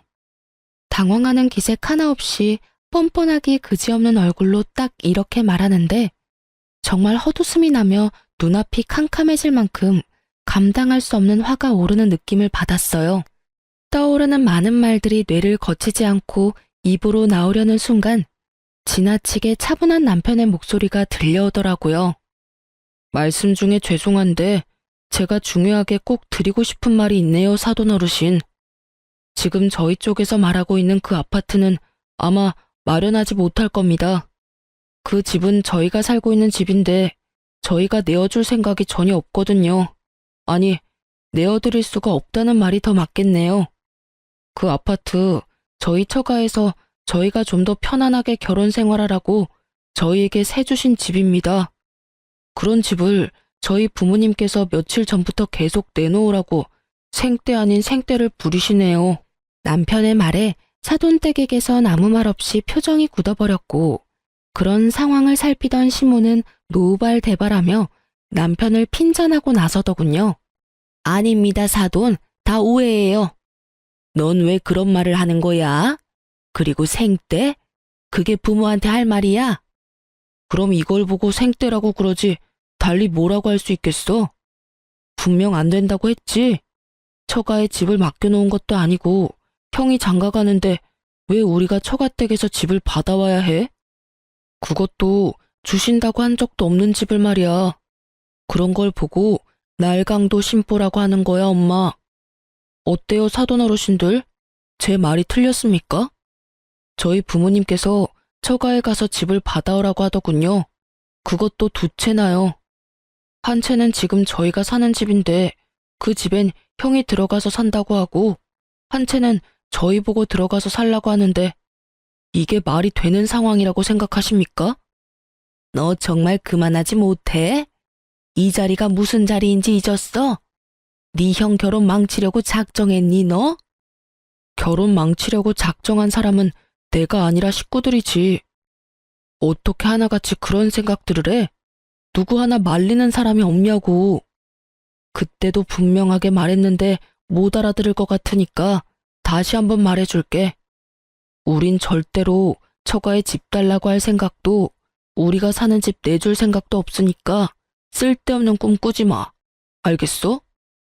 내 부모, 내 형이지만 난 정말 이해가 안 된다. 어쩌면 이리도 뻔뻔하게 이런 생각, 이런 말을 할 수가 있는지 말이야. 개판 5분 전. 딱 이 말에 어울리는 분위기가 되고 눈알이 튀어나오게 남편을 노려보며 씩씩거리는 시부 시모와 자신의 예비처가 식구들의 눈치를 살피는 시숙. 그리고 여전히 평온하기 그지없는 남편 사이에 무거운 정막만이 흐르던 그때 시숙이 입을 열더군요. 너 왜 이렇게 변했어? 너 원래는 이렇지 않았잖아. 다 잊었냐? 네가 가진 건 다 내 거라는 걸. 너 역시 그걸 당연하게 생각하고 이때껏 나한테 다 양보하며 그렇게 살았잖아, 너. 그런데 왜 이제 와서 이러는 거야? 그깟 집 좀 주면 되는 건데. 어차피 네 집도 아니고 처가에 그냥 받아오면 되는 건데 그것도 못 해줘? 자동차는 군말 없이 넘겨놓고 왜 집은 안 되냐고. 이 무슨 제 무덤 스스로 파는 짓거리인지. 시숙은 친절하게도 자신이 얼마나 파렴치하고 상식 이하의 인간인지 스스로 증명하고 있었고 형님이 될 뻔했던 여자의 표정은 실시간으로 썩어가고 있더라고요. 여자의 표정은 보이지도 않는 것인지 시숙의 말도 안 되는 생떼는 계속되고 있었고 그런 시숙의 말을 듣고만 있던 남편은 긴 한숨을 쉬더니 말하더군요. 그래. 나 이때까진 그렇게 살았어. 그게 맞는다고 생각했으니까. 그래. 그게 맞는 거야. 그러니까 이때까지 살던 대로 살아 그냥. 알겠어? 아니, 이제 그게 틀린 거라는 걸 알았어. 그러니까 이제 그렇게 살진 않을 거야. 차 이야기했지? 그깟 차 정도야 형이니까 충분히 바꿀 수 있다고 생각했어. 사실 가격 차이도 크게 나지 않았고 내 돈으로 산 내 차이기도 했으니까. 가족끼리 그 정도는 충분히 해줄 수 있다고 생각했다고. 하지만 집은 엄연히 달라. 그 집은 내 집도 아니고 내 돈은 10원짜리 하나 들어가지 않았으니까. 정 그 집이 탐나면 형이 사. 살 돈이 없으면 전셋값이라도 내고 살아. 그 정도는 내가 장인어른한테 잘 이야기해 볼 테니까 말이야. 단 우리가 사는 가격대는 꿈도 꾸지 말고 시세대로 내고 들어와서 살아. 알겠어? 남편은 오목조목 흥분 하나 하지 않고 말하더라고요. 그 모습을 지켜보고 있는데 든든하기도 하고 통쾌하기도 해서 10년 묵은 채증이 쑥 내려가는 기분마저 들더군요. 이런 제 심정과는 달리 아무 말 하지 않고 있던 시부가 머리 끝까지 화가 났는지 막말을 쏟아내기 시작했어요. 너 이 새끼야, 지금 뭐 하는 짓이야? 네가 제정신인 거야? 이 자리가 어떤 자리인데 여기서 그딴 말을 짓거리는 게야? 그냥 알겠다고 하고 좋게 넘어가도 될 문제를 굳이 이렇게까지 만들어야 속이 시원해? 그때 이 아비한테 한 대 맞고도 정신을 못 차렸구나. 이 쓰레기 같은 놈, 부모 형제한테 이딴 식으로 굴고 네가 잘 될 것 같아? 이렇게 막장 드라마와도 같은 상황은 절정을 향해 달려가고 있었고 내내 말 한마디 없이 지켜만 보고 있던 여자가 자리에서 일어나더니 시숙을 쏘아보며 말하더군요. 와, 진짜 가지가지한다. 당신이나 당신 부모님들이나 다 정상이 아니구나. 난 진짜 이해가 안 돼서 그러는데 지금 본인들이 얼마나 말도 안 되고 상식 밖의 요구를 하고 있는지 정말 몰라? 아, 됐어. 이제 와서 그게 뭐가 중요하겠어. 그냥 우리 파혼하자. 결혼 없던 일로 해. 여자의 말이 끝나자마자 참고 있던 여자의 부모님들은 말 섞을 가치도 없다는 듯 자리를 떠나버렸고 여자도 나가려는 순간 시숙이 무릎까지 꿇고 앉아 여자를 붙잡고 애원을 하기 시작하더군요. 자기야, 왜 이래? 파혼이라니. 결혼을 하지 말자니. 우리 사랑하잖아. 그런데 어떻게 헤어져서 살아? 어? 그러지 말고 다시 생각해. 당신도 나 없이는 못 산다고 결혼하자고 했었잖아. 사랑? 당신 없이 못 살아? 그건 그때고 지금은 달라졌어.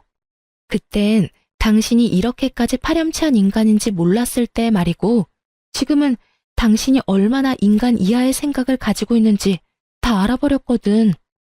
무슨 말을 그렇게 해? 아, 아파트 때문에 그래? 그거라면 아무 걱정하지 마. 이 녀석이 요즘 좀 제정신이 아니라서 그래. 조금만 기다려주면 내가 무슨 수를 써서라도 아파트 받아올게. 정말이야, 맹세할 수 있어. 시숙의 말을 듣고 있던 여자는 어이가 없다는 듯 시숙의 팔을 뿌리치며 코웃음을 치며 말하더군요. 야, 넌 어떻게 그런 생각을 할 수가 있는 거야? 이제 신기하기까지 해. 내 말 잘 들어. 네가 능력이 안 돼서 부모 도움 받는다고 해도 이해는 했겠지만 한심했을 텐데 뭐? 동생 처가에서 집을 받아온다고? 그것도 자랑이라고 짓거리고 있는 거야? 아니, 애초에 그게 말이 된다고 생각하는 거니? 난 말이야, 만약에 네가 돈이 없다고 나한테 솔직히 말했으면 반반도 상관없었고 내가 집을 마련해서 올 수도 있었어. 보통 사람들은 이런 생각들을 하고 산다고. 알겠니? 자기야. 그놈의 자기 소리 좀 하지도 마. 소름 끼치니까. 너랑 네 부모님 하는 꼴 보아하니 결혼했다간 모르긴 몰라도 내 인생 말아먹는 건 시간 문제일 것 같은데 너 같으면 그런 결혼 하겠어? 미치지 않고서야 절대 안 하지. 어쨌든 우리 결혼도 우리 만남도 여기서 끝이니까 다시는 내 앞에 나타나지도 말고 연락도 하지 마. 알겠어? 아참, 그리고 너 웬만하면 결혼하지 말고 이번 인생은 그냥 네 부모랑 살아. 괜히 애먼 여자 데리고 와서 인생 망치지 말고. 알겠니? 사이다와도 같은 발언을 마친 여자는 저희 부부의 앞에 서서 감사 인사를 전하더군요. 정말 감사해요. 그런 말까지 해주시는 게 쉬운 일이 아니었을 텐데 다 말씀해 주셔서 덕분에 인생 구제했네요. 정말 감사해요. 여자는 그대로 나가버렸고 모두가 떠난 그곳에서 저흰 그야말로 공공의 적이 되어버렸더군요. 시모는 온갖 욕을 하고 있었고 시부는 먹지 않고 뒀던 식전주를 연신 들이키고 있더라고요. 시숙은 남편을 한 대 칠 요량으로 주먹을 부들부들 떨고 있었고요. 너 이 자식, 너 때문에 지금 내 결혼이 깨졌어? 너 이걸 어떻게 책임질 거야? 내 인생 어떻게 할 거냐고. 그걸 왜 나한테 물어? 형 인생 형이 알아서 해야지. 그리고 앞으론 이때껏 내가 부모님께 주던 생활비도 드리지 않을 거니까 형이 알아서 해. 오늘 보니까 굳이 나 혼자 부모님을 챙길 필요가 없어 보이더라고. 당연히 대신 내주던 부모님 대출금도 마찬가지로 내주지 않을 거니까 그것도 이제부턴 형이 감당해. 뭐라고? 갑자기 그건 왜? 내가 돈이 어디 있어? 그럼 나는 돈이 차고 넘쳐서 부모님 드린 줄 알아. 나도 다 회사에서 일해서 번 돈으로 드린 거니까 형도 월급 받은 걸로 보태드려. 잘난 장남이 이제부턴 알아서 하라고. 못난 차남한테 바라지 말고. 그리고 형이 이때까지 빌린 돈도 다 갚아. 이때까지 나한테 돈 빌릴 때마다 온 메시지도 다 보관하고 있고 입출금 내역도 고스란히 다 남아있으니까 한 푼도 빼지 말고 다 갚아. 혹시나 해서 말인데 안 갚으면 아무리 가족이라도 경찰에 신고할 테니까 그런 줄 알고. 그럼 우린 이만 가볼게. 더 있다가 귀가 썩을 것만 같아서 말이야. 그렇게 저흰 돌아와 버렸고 시댁에서 오는 모든 연락을 받지 않았어요. 시숙은 예상대로 돈을 갚을 생각이 없어 보였고 남편은 그런 시숙을 경찰에 신고를 해버렸어요. 처벌을 할 생각까진 없었지만 겁을 주기 위해 하는 신고라고 하더군요. 남편의 생각이 통했는지 경찰에 신고를 한 날 시숙에서 전화가 끊이지 않고 오더라고요. 왜 계속 전화질이야? 너 진짜 미쳤어? 그렇다고 정말 신고를 하면 어쩌자는 말이야. 경찰서에서 전화까지 왔다고. 그러게, 내가 돈 갚으라고 했잖아.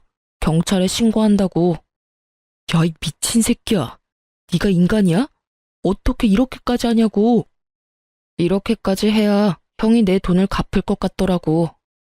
이제 내 의지는 잘 알았을 테고 푼돈 가지고 시간 끌지 말고 주말까진 기다려줄 테니까 다 갚아. 만약에 이번에도 내 경고 무시하면 다음 주엔 경찰서에서 보게 될 테니까 그런 줄 알고 전화 끊어. 남편은 그대로 전화를 끊어버렸고 저를 향해 옅은 미소를 보여주더군요. 착잡해 보이더군요. 하지만 그 착잡함도 잠시 소식을 전해 들은 시부모가 집으로 찾아왔고 문을 열어주지 않으니 동네가 떠나가라 소리를 지르고 문을 두드리더군요. 그런 자신의 부모의 모습에 오만정이 떨어진 듯 남편은 아무 말이 없었고요. 그렇게 끝까지 밑바닥을 다 드러낸 시부 시모는 저희가 도무지 문을 열어줄 기색도 보이지 않자 돌아가 버렸고 주말이 되기 전 시숙은 돈을 입금했더라고요. 그렇게 저흰 시댁과의 모든 연락을 끊고 살았고 처음엔 많이 힘들어하던 남편도 시간이 지나자 점점 표정이 밝아지더군요. 여보, 나 사실은 많이 힘들었어. 그래도 부모님이고 가족인데 이건 너무하나 싶기도 했고 말이야. 그런데 지금 생각해보니까 왜 진작 그러지 않았나 싶을 정도로 홀가분하고 행복해. 내가 진작 이런 결단을 내렸어야 했는데. 그랬다면 당신이 그런 일을 겪지 않아도 됐을 텐데. 미안해. 당신이 미안할 게 뭐 있어. 난 당신이 그런 결정을 내려준 것만 해도 고맙고 미안하고 그래. 그나저나 당신 집에선 더는 연락 없어? 응, 요즘엔 조용하네. 그거 참 다행이라고 하려는 순간 양반은 못 되는지 시모에게서 전화가 오더군요. 한동안 뜸했던 시모에게서 온 연락이라 남편은 잠시 고민을 하다 전화를 받았고 시댁은 그야말로 파탄이 나 있더군요. 무슨 일이야? 이제 다신 연락하는 일 없는 줄 알았는데. 아들, 엄마 아빠 좀 살려줘. 우리가 다 잘못했어. 왜 나한테 그런 말을 해? 그 잘난 장남은 어떻게 하시고? 그게 그놈 집 나갔어. 글쎄 네가 보태주던 돈을 다 자기가 내야 한다고 생각하니까 그게 아까웠는지 갑자기 독립을 한다고 하면서 짐을 싸서 나가버렸지 뭐야. 그리곤 연락조차 안 된다. 그래서? 그래서라니? 너도 알다시피 우리한테 돈이 어디 있어? 이 집 마련하느라 그나마 있던 돈도 다 쓰고 집 대출금만 남은 거 너도 알잖니? 이제 와서 일을 할 수도 없는 노릇이고. 그래서 하는 말인데 예전처럼 돈 좀 도와주면 안 되겠니? 앞으론 다른 건 바라지도 않으마. 그저 네 부모 생활만 할 수 있게 좀 도와주렴. 엄마, 잘 들어. 앞으로 나 우리 식구들이랑 영 끊고 살 거야. 자식으로서의 도리는 충분히 했다고 생각하고 있지만 상황이 이러니 형한테 돌려받은 돈 엄마 줄 테니까 급한 불부터 꺼. 그게 내가 엄마한테 마지막으로 해주는 도리니까 그런 줄 알고. 앞으로 연락도 하지 말고 찾아오지도 마. 너 정말 대단한 놈이구나. 어떻게 부모한테 이렇게까지 해? 내가 널 어떻게 키웠는데 이 나쁜 놈아. 이게 다 그년 때문이지? 네 마누라가 다 시켰지? 넌 그년이랑 결혼하기 전까진 이러지 않았어. 않았다고. 넌 부모보다 여자가 더 중요하니? 그딴 년이랑 당장 이혼해라. 당장 이혼하란 말이야. 시모의 절규 섞인 고함이 들려오고 남편은 아무런 대꾸도 하지 않고 전화를 끊어버리고선 시댁 식구들의 번호를 다 차단해버리더군요. 저 역시 다 차단해버렸고요. 그렇게 저흰 시댁과의 연을 끊어버렸고 시댁 소식은 평소 남편을 많이 아껴주시던 작은 어머님을 통해 듣게 되었어요. 잘 지내니? 네, 작은 엄마. 잘 지내시죠? 그런데 무슨 일로 전화를 다 주셨어요? 이야기 다 들었어. 가족들이랑 연 끊었다며? 네, 어쩌다 보니 그렇게 됐어요. 그래. 너처럼 바보같이 순하던 애가 그렇게까지 한 데에는 다 이유가 있겠지. 다들 잘 지내시죠? 잘 지낸다고? 잘 지내기보단 드디어 정신 차리고 살고 있지. 너하고 연락도 끊기고 돈 나올 구멍이 없으니까 글쎄 네 부모들이 네 형 회사에 찾아갔다고 하더구나. 회사 앞에서 자리 퍼질고 앉아서 울고불고 하니까 사람들 몰려서 구경하고 난리였나 봐. 그 사람 많은 회사 앞에서 네 형이랑 네 부모랑 큰 실랑이가 일어나고 네 형이 결국 네 부모님들을 내팽개치다시피 하고 도망쳤다고 하더구나. 그러니 어떻게 됐겠어? 입 달린 것들은 다 한마디씩 하고 부모 버린 자식이라고 회사에 소문이 파다하게 다 퍼졌을 거야. 네 부모님들은 처음엔 나한테 전화가 와서 두 아들 다 나쁜 놈이라고 하면서 하소연을 하더니 돈 좀 빌려달라지 뭐니. 나라고 뭐 돈이 있겠니? 아니, 있다고 해도 안 빌려주지. 그래서 없다고 했더니 그 자랑자랑하던 집 팔고 작은 집으로 이사했다고 하더라. 그 덕에 빚은 대충 다 갚은 것 같던데 생활비가 없으니 조일거리라도 하면서 근근히 생활하고 있나 봐. 그러니 이제라도 정신 제대로 차린 거 아니겠어? 어휴, 제가 참 뭐라고 해야 할지 모르겠네요. 저 역시 부모 버린 건 마찬가지니까요. 그런 말 하지 마라. 내가 말했지? 너 같은 애가 그렇게까지 했을 땐 다 그만한 이유가 있을 거라고. 내가 처음 시집 왔을 때 네가 3살이었어.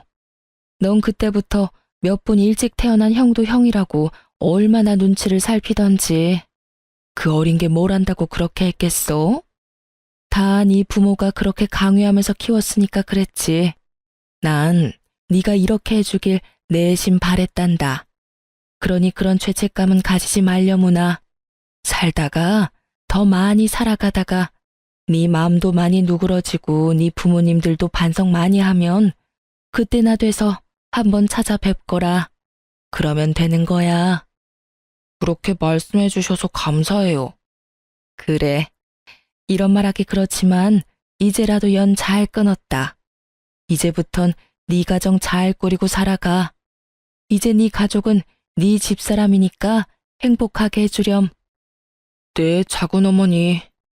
작은 어머님의 위로를 받은 남편은 한결 더 편안해 보였고 그 소식을 마지막으로 저흰 시댁 소식을 들을 수가 없었어요. 저흰 잘 살고 있어요. 집도 회사에서 더 가까운 곳으로 이사를 했고 전화번호도 바꿔버렸죠. 시부 시모에게선 연락이 오지 않는데 시숙에게서 다른 번호로 연락이 계속해서 와 어쩔 수 없이 바꿔버렸네요. 다행스럽게 시숙은 회사로는 찾아오지 않았고 시부모는 남편에게 워낙 관심이 없었던 터라 남편의 회사를 모를 거라고 하더군요. 그래서 회사는 계속 잘 다니고 있어요. 아, 그리고 저 임신을 했어요. 지금은 5개월째이고 아기도 저도 아주 건강하답니다. 출산이 다가올수록 어쩔 수 없이 시부모님 생각이 나더라고요. 그래서 남편에게 혹시나 연락을 하고 싶다면 그렇게 해도 된다고 했더니 남편은 이렇게 말하더군요. 사실 생각이 나지 않는다면 거짓말이지. 그래도 나 연락 안 할 거야. 이런 일로 연락하기 시작하고 다시 왕래하기 시작하면 같은 일이 반복될 게 뻔해. 덩달아 우리 애한테도 피해가 갈 거고. 난 이제 그런 일 내 가족이 겪게 하진 않을 거야. 남편의 뜻은 확고해 보였고 저도 그 이후론 말을 꺼내지 않았네요. 그러면서 하는 말이 그래도 돌아가시기 전엔 연락을 드려 찾아뵐 것이라고 했고 그땐 저도 함께 하겠다고 했어요. 저흰 이렇게 살고 있어요. 요즘 남편과 저의 유일한 낙은 검진 때마다 무럭무럭 자라고 있는 아기를 보는 것이네요.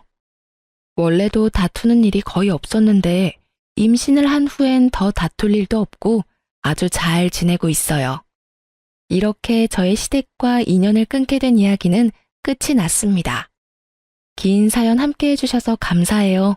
그럼 전 이만 물러가 볼게요. 좋은 하루 되세요.